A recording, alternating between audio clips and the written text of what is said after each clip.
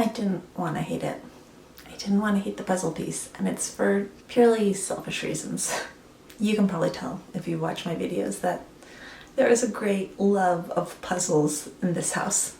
It started early when I was a little kid. Some of my earliest memories were going over to my grandpa's house and doing puzzles with him. He would have this gigantic, it must have been like a piece of plywood that would be set up on, maybe it was a table, maybe it was an actual puzzle table. The table wasn't important, but it was like a giant table set up in their living room of their house, and it would have these huge puzzles with teeny tiny pieces all over it.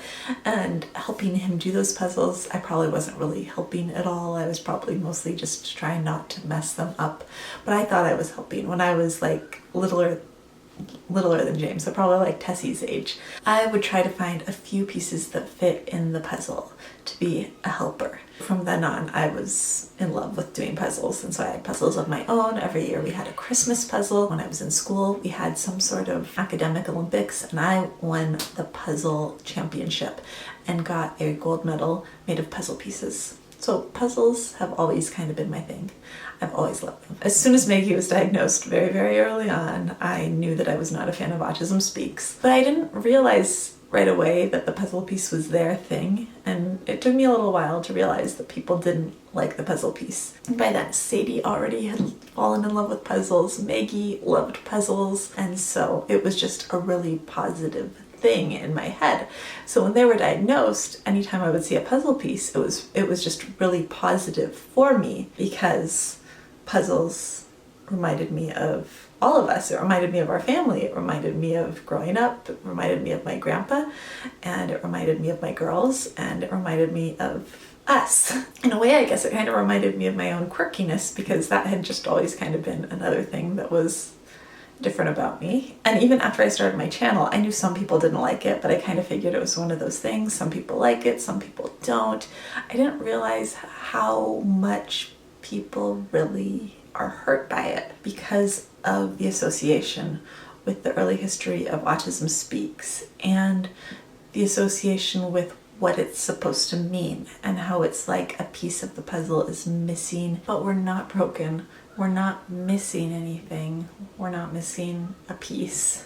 We're not missing empathy, and we don't need to be fixed or cured. I would say that it is so irreparably linked to the cure and broken and damaged language that has been used in the past, that as a symbol for autism, it is broken. Well, I still love my puzzles, and while I still love doing puzzles, and I love that Tessie loves puzzles as much as her sisters do, and I like doing them with them, as a symbol for autism, I let it go. I don't think we can hold on to a symbol that continues to hurt people because of its past and because of what it does mean to the organization that started it. Right now, Autism Speaks is trying to revamp its image, trying to go from the blue to this pink fading into blue image. But they've kept the puzzle piece, I guess, because we're still broken.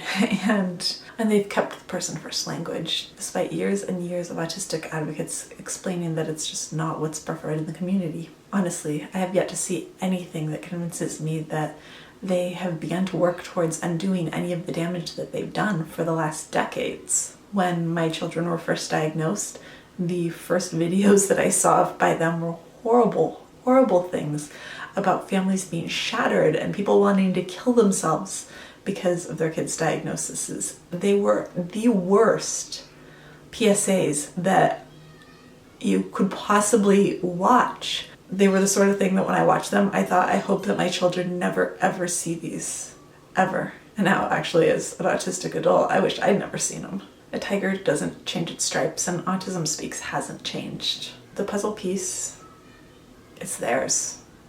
They can have it, regardless of the happy memories that I have associated with it. I can keep the memories, and they can keep the puzzle piece as a symbol of brokenness. There are other symbols out there, though. There's like the infinity loopy thing that looks like a figure 8.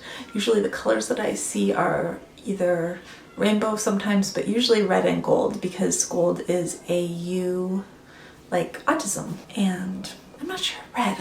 Why is it red? I can't remember red.